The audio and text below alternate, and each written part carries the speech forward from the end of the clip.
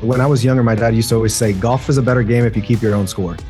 And as I've gotten better or older, I've actually enhanced that statement. Golf's a better game if you just don't keep score at all. You don't have to worry about the triple bogey you just hit into the water. So that's right. That's right. Yeah. When you're driven, the need to accomplish a goal is relentless. Hard work and ambition compel you to do whatever's necessary. In my work as a personal injury trial lawyer for 18 years, it's common to meet driven people. Those with drive can have different personalities, careers, or backgrounds, but they possess one common factor. Despite their passions, driven people want to surround and motivate themselves with other driven people. If you want to learn how to overcome obstacles by learning from others, then tune in here. This is the Driven Crowd Podcast.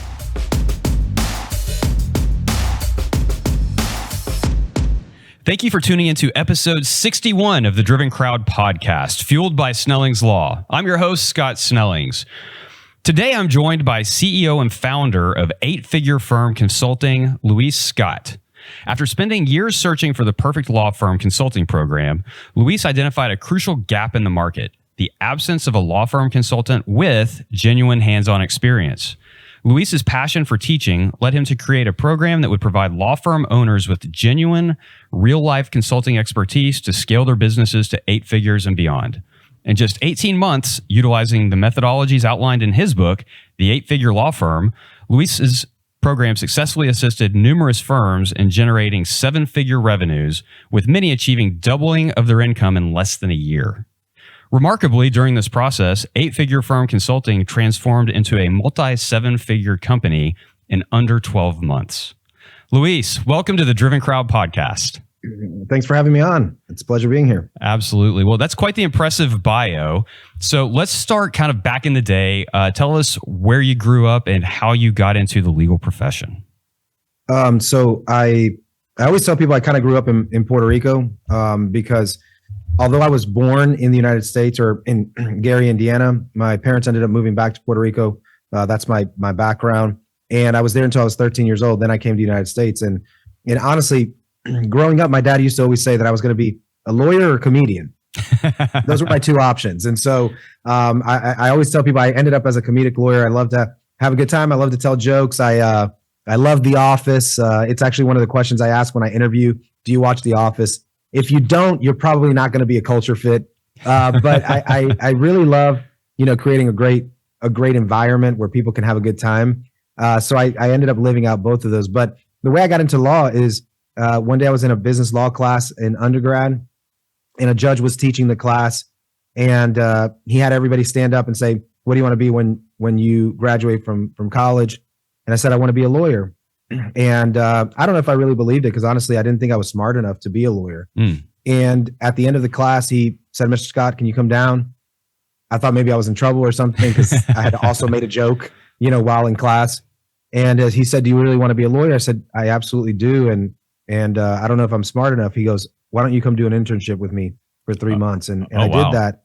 And I even stayed in his house. He said, "You can stay at my house. I'll pay you $10 an hour." And I had one of the most incredible experiences. And he went on to become a great mentor and friend. Also helped me intern in court when I got out of law school as well. So he was an incredible resource for me. And that's how I got into the law. And one of the things that my dad's always taught me is you can only connect the dots looking backwards. And now I look backwards, and it's like every single thing led to the next thing. It's like that internship led to me getting my first job in a law firm, and that job allowed me to learn a lot about the business of law, and that job paid for me to go to law school. And then I became an attorney. I became a partner of the firm that I had been at for 15 years, and then I went to start my own firm, and then formed another partnership. And the rest is history. And now I teach hundreds of firms across the country how to grow their business. That is really cool. I had a similar background in how I just kind of fell into an internship, except I had never even thought about being a lawyer. Didn't want to be a lawyer. Oh, wow. Thought it would be a terrible job, quite frankly, and ended up at that internship. And it was such an eye-opening experience for me, and ended up, I interned at a PI firm, and here I am, a PI lawyer for almost 20 years. My gosh, Amazing. It'll be 20 years in November. So next month, as we're sitting here recording this. So interesting, you said, if you don't watch The Office, you probably won't be a culture fit. Do you actually interview people on culture questions like TV shows and things like that? Oh yeah, absolutely. So I have a process that I've created that I teach. It's called the Core 4 process.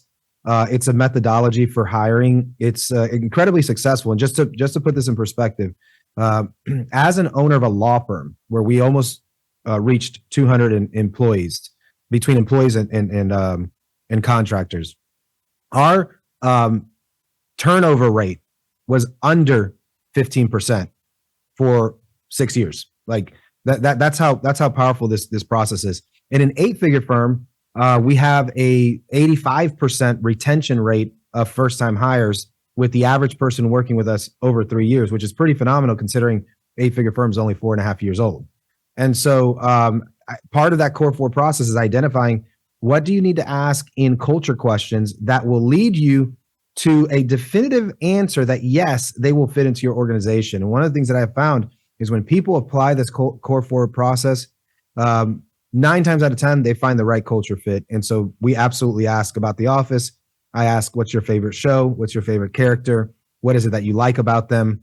I ask them if they're easily offended. Do they like that type of comedy? Because I want to make sure that they're not going to be the type that then, says that we're creating some sort of unfair, hostile work environment. So that's really important when you're trying to establish a culture. And so for people who already have kind of the culture thing on lock, right? They've done the work. They've identified their vision, their mission, their core values, and they are central to their culture, right? It's incredibly important to them.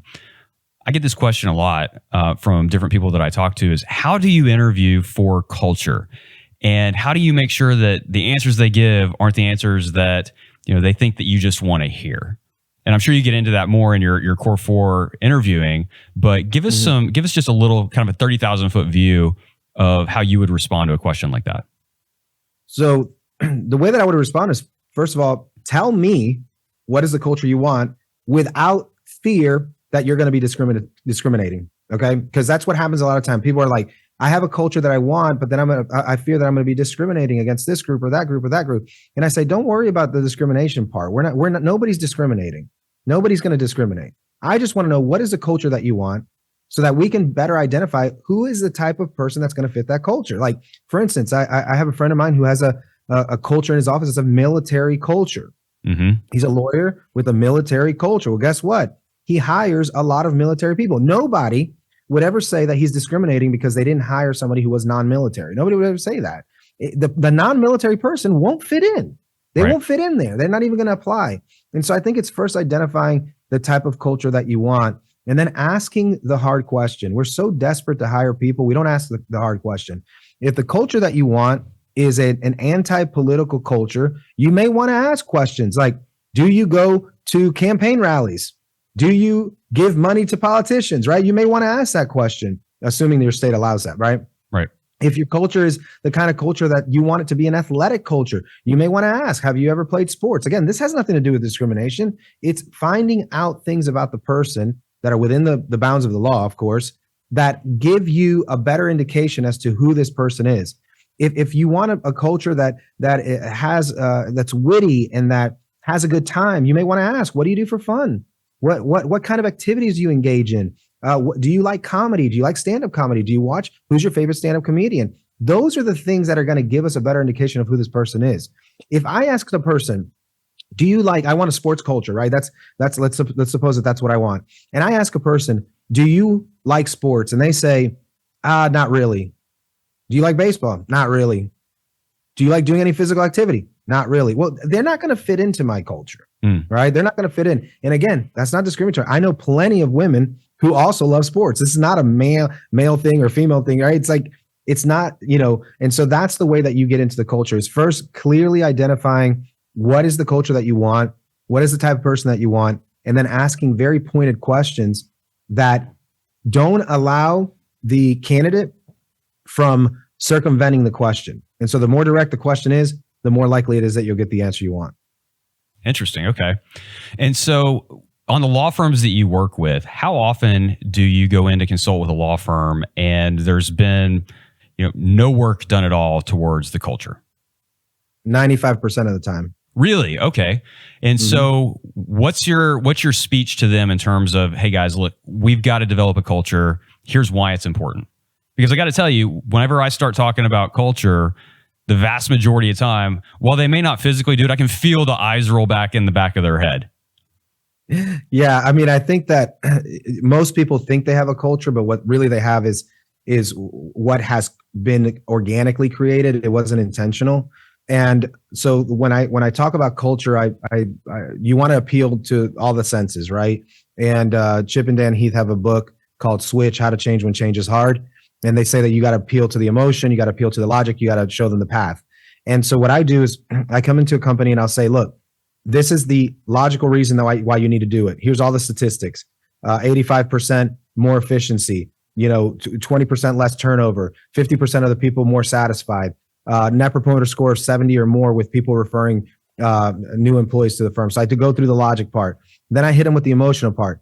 You only have one responsibility as a business owner, and that is to take care of the people that you employ. That's one of your responsibilities as an entrepreneur, is to take care of your people. And so to take care of your people, you have to know them. You have to know what makes them tick. You have to know what they want out of life. And you can't do that if you're not developing a culture where people want to work.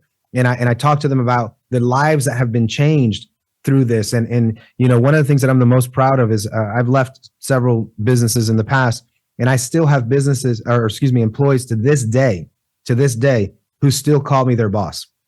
Like I have employees who have left my firm, who have left my business, who they refer to me. They wish me happy the boss's day.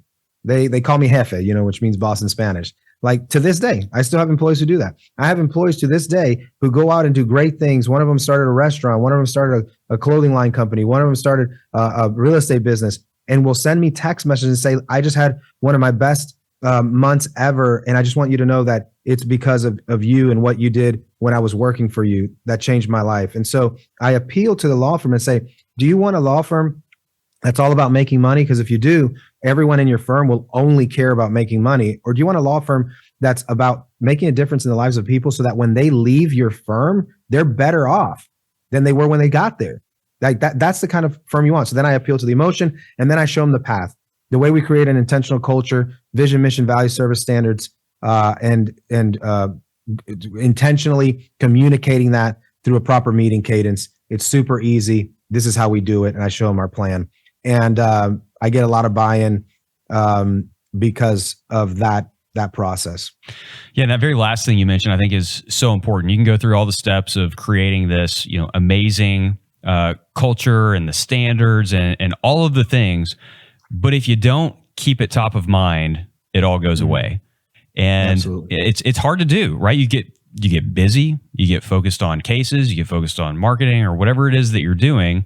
And it's easy to say, okay, well, we'll do this culture meeting later, or we'll do this later. And so finding those ways to incorporate that culture and keep the eye on the ball in a daily way, or at least weekly, through either meetings or through like what our firm does. We have a core values Slack channel, and people, as they observe other team members exhibiting core values, they give them shout outs on there.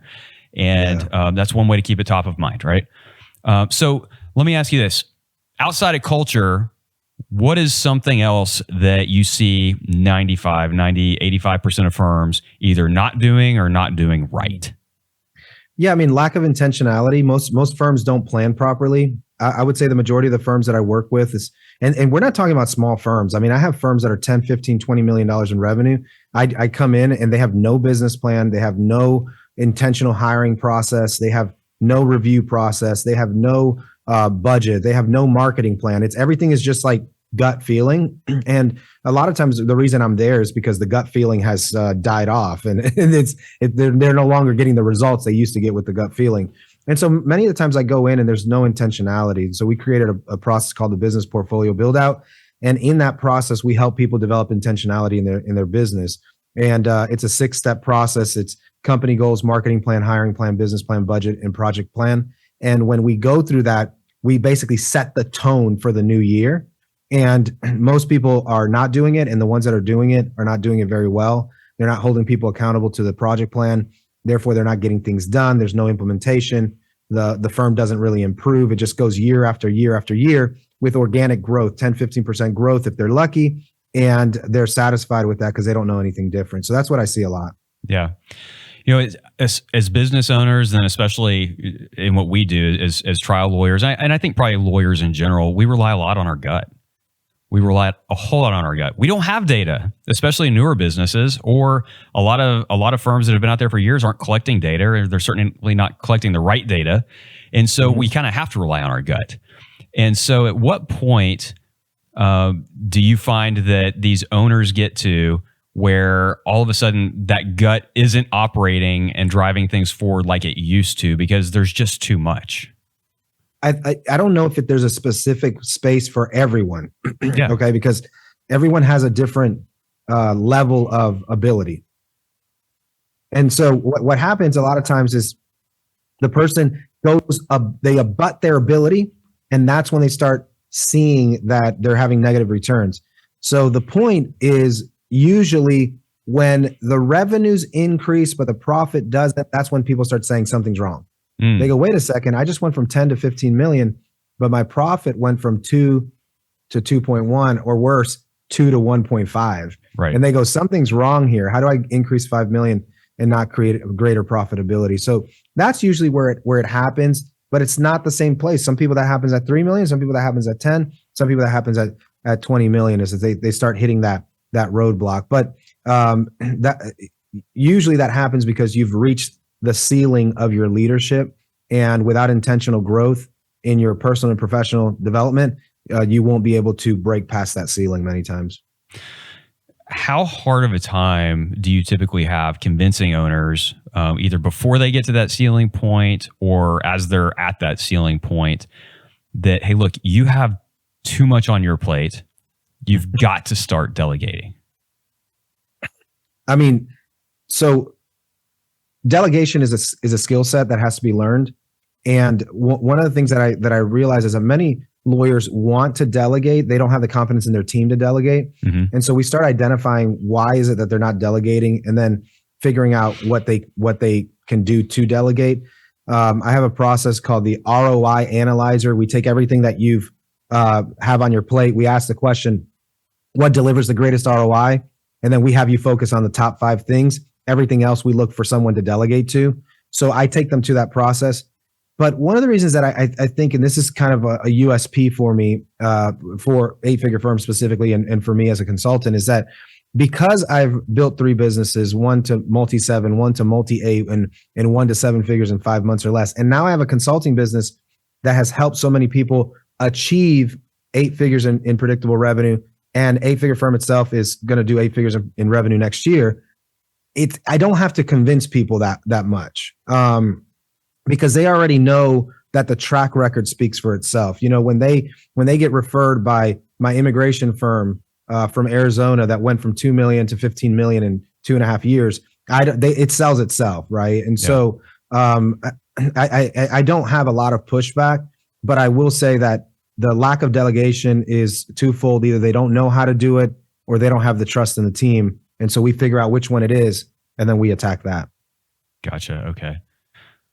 So if you were an associate at a law firm, maybe a partner at a law firm, and you had that itch and decided, you know what, I am going to go start my own firm, what are the top 3 to 5 things that you would tell that individual to do before jumping ship, starting their own firm?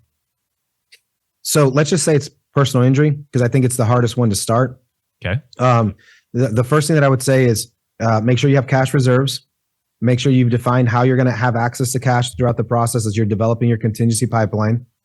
Write a business plan, go through the business portfolio process, create intentionality, ask yourself what's the culture that you want, do your vision, mission, values, and service standards, and then market, sweat equity until you have enough business to develop a predictable pipeline of revenue. So that's the way that I would take them. And I would just guide them through what I did. I launched my firm in March of 1 year, and by August I was generating $100,000 in revenue. And so I take them through that process of how I did that. It's amazing when you first start out a company, the vast majority of people anyway, they have a significant amount of time, but not a significant amount of money. And then as you move through, assuming you're building a business the right way, those two things reverse, right? You have access to more money, but significantly less time. And hence that's where we get into the delegation and making sure that you're onboarding the right people to take things off of your plate. So when you look at a law firm as a consultant, what do you think makes you different than a lot of the other consultants out there? Because I know personally, I've seen a massive increase in the number of law firm coaches / consultants over the last probably 4 years. It's been amazing how many more people are now in that area. I mean, I would narrow it down to three things. One is experience. I was actually a law firm owner, and I'm an attorney, and I was a practicing attorney, and I tried cases, and I built a business with almost 200 people. I think so. That's one thing. The second thing is that I created a proprietary system. Most of these law firm consultants either are not lawyers, never owned a law firm, or use a system of someone else. They either use some EOS system or some, all these gurus out there. They basically just incorporate their coaching program. So I think the fact that I have a proprietary system that I've written and developed is what makes me different. And number three is honestly, nobody really cares like I do. Like I know that sounds cliche because every lawyer is like, oh my gosh, I care about my client so much. But I actually really, really care about the results. And this is something not business related, but for many, many years, I had a recurring dream that I was going to die young. For years. I'm talking about years over and over and over and over and over and over. And one day, my father's a pastor, and I was telling him about the dream, and he said that the reason you're having this dream is because you're scared that you will die before your calling is fulfilled. And so I went in pursuit of my calling. I started searching, like, what was I called to do? And I realized that I was called to help other people achieve what I had achieved in my life, help them have all the blessings that being successful afford, whether it's cars, exotic cars and houses and private plane travel or money or whatever. That's what my goal was to help people do that. And when I started pursuing that, and I started pursuing becoming a coach and a teacher and writing and a speaker and a consultant, the dream stopped happening. And so I feel that what makes me different is that unlike some of these consulting companies that they don't do individual coaching because they don't really know how to coach people, or they don't have a system, or they are just building it for the sake of making money. I hear this all the time. I'm going to do coaching because the profit margin's so great. I hear that all the time. I don't do it for that. I do it because it's my life's calling. And so that makes me very different because I just care so much about the result. And I'm in pursuit of everyone achieving the result that we've desire, which is someone getting to a predictable 8-figure business. That's the result that I want for everyone. And so I think that's what makes me different. All right, let's switch subjects here. And you've had the opportunity to work with, tons of different law firms. You've been in law firms. Let's talk mindset. What do you see the super successful business owners, whether they're a law firm or not, that you've worked with? What is different about their mindset as opposed to those who either aren't as successful or just fail to be successful whatsoever? That the difference is so clear that it's easy to explain. My best performing and most successful law firm owners have a resolve that you can't teach. They are destined to be successful. They believe that everything they do, even if they fail today, will eventually become successful. Where the people that have the hardest time succeeding doubt themselves, are negative about their prospect. And it's something that one of my mentors said, and that is, are you letting your reality dictate your belief, or are you letting your belief dictate your reality? In my successful firms, they let their belief dictate their reality instead of letting the reality dictate their belief. And it's hard to do because, like, if you're going through a hard time and you have a financial struggle and you're having a hard time getting clients or hiring employees or lawyers, it's easy to start believing that you can't do this, or it's easy to start believing that it's not going to happen for you, or it's easy to start believing that it's too hard and it's not worth it. But my successful firms, they don't care. They're going to do it and they're going to figure it out. And if they have to work 23 hours a day, they're going to do it. And I have found that they are just so determined and driven to achieving that nothing's going to stop them. And I think that that's what you have to do to achieve at a high level. And so you mentioned that it's that the drivenness that can't be taught, right? The resolve that can't be taught. For those businesses who, the owners don't have that, at least not to that degree, how do you work with them on trying to get to that resolve? If they're not born with it, if that's not how they've been brought up and that's not kind of their current mindset? I always recommend that they start working with a mindset coach that can help them overcome that. I try to be somewhat of their mindset coach. I tell them my story of my journey, and failures and how I became who I was. I try to surround them with other people in our community. So the 8-figure firm community, which is now reaching almost 200 law firms, I try to connect them and show them that, hey, there's other people out there who have suffered what you've gone through, and look where they are, that you can be there. And so I think that really helps. We try to build them up the best that we can, try to build their skills so that they have more confidence, try to show them a plan and get them small wins in that process so that they can see, hey, it's going to work for them as well. If you start getting small wins, it's much easier to begin to build that resolve. But at the end of the day, it's having a strong resolve is a choice. It's no different than the choice of going to the gym or eating healthy. Like, you get to decide if you want to eat, fried chicken or grilled chicken. You get to decide if you want to go to the gym or not go to the gym.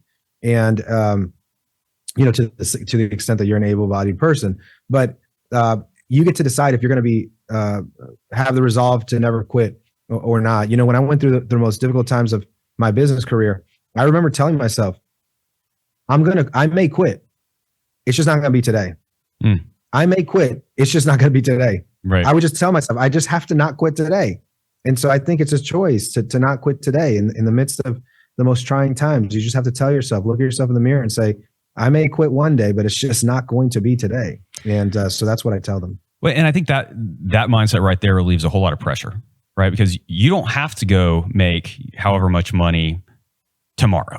All you got to do tomorrow is get up, solve tomorrow's problems, and make it to the next day. It's funny. Yep. Last night was my daughter's last regular season game in softball. This is her first year playing softball, and nice. She has yet to get a hit. She's fouled several off, but she has yet to get a hit, and it's really weighing on her. And so on the way home last night, it just kind of came to a head, and she got upset and was talking about, I feel like I'm the worst one on the team. I let everybody down, this, that, and the other. And I was like, look, this feeling right now, remember this feeling, because this is the feeling that when I get home tomorrow, I want you to remember when I walk in the door and you have a choice of saying, hey, daddy, come play catch with me, or I can just sit here and read my book or be on my iPad or whatever I'm doing, right? Let that drive you. Let that feeling that you're feeling right now, like truly feel it and remember it, and let that drive you to get better, because you can 100% get better. You have the ability to get better. We can go play catch. You can go catch better. You can learn to throw better. We can certainly learn to hit. And if that means a private coach, it means a private coach, whatever it means. But you've got to be the one driving this progress. I can't do it for you. And the way that you do that, remember this feeling right now. That's certainly how I've done it for myself is, hey, I have failed my fair share of times and then some, and it felt terrible. Whether it's losing a case, whether it's failing a class, whether it's whatever it is, you hold on to that. And I think having that something inside that drives you forward is so, so huge. Yes. Yeah, I agree. And I think that's a great lesson, which is you can improve. And as long as you believe you can improve, then your lot today doesn't have to be your lot tomorrow. And I think learning that at a young age is so powerful. And I think too, on the mindset front, man, especially in today's culture, right? We have access to social media. We see all of these PI attorneys, just because I'm in the PI world, flouting all these massive verdicts or settlements or whatever. And it's so easy to get caught up of, oh, I'm never going to get there. Or, oh, I'm jealous of that. And man, they're just on a different journey. Well, first off, you have no idea how accurate that is, or if it's actually being funded by something or whatnot. So that aside, even if all of it is legit, it's so easy to judge yourself by someone else's journey. I mean, this firm may have been doing it for 20 more years than you, right? Or they may have contacts that you don't have or a background that you don't have. And so to just really keep your mind focused on, hey, this is my journey. Here's where I am in it. And did I get better today? Did I get better this week? Did I get better this month? And stay focused there on your own growth. I think that's huge too. Yeah. I mean, when I was younger, my dad used to always say, golf is a better game if you keep your own score. And as I've gotten better or older, I've actually enhanced that statement. Golf's a better game if you just don't keep score at all. You don't have to worry about the triple bogey you just hit into the water. So that's right. That's right. Yeah. All right. So you've mentioned being a published author. Tell us about the books that you've written. So my first book was called It Has to Hurt. It was kind of like my journey and business failures. I've had 9 business failures and, professional splits and, personal divorce that I went through and just trials and tribulations that I've gone through. And the time where I was almost in bankruptcy, my house was being, in repossessed, or my car was being repossessed. My house was in foreclosure, like that, those experiences. And I just wanted to tell the story because I wanted my kids to know that life was not easy for me, that it took a lot of work, and I wanted to document that. So that book was called It Has to Hurt. And then I decided to write a book called The King of Growth, which was a book on marketing. So it's 100% marketing. I know the title doesn't say it, but it's increase predictability in your market and be the king of your market, which was the whole point. But it's a marketing book on law firm marketing, but really it works in service-based business. This is something we don't promote, but I have some really big commercial real estate firms that I work with. We have tax firms that we work with. Our niche is law firms, but other firms have gotten hold of my book and they're like, hey, can you coach us too? And so I've taken them on, but it's really a service-based business, marketing book. And then I wrote a book called the Law Firm Operating System, which is your checklist to creating a business that runs on its own. Because I believe that if you build your business right, you can work 20 hours or less a week and have a growing business. And I show you how to do that in the Law Firm Operating System. And then I wrote 2 books that are going to be part of my Ultimate Leadership Toolkit series.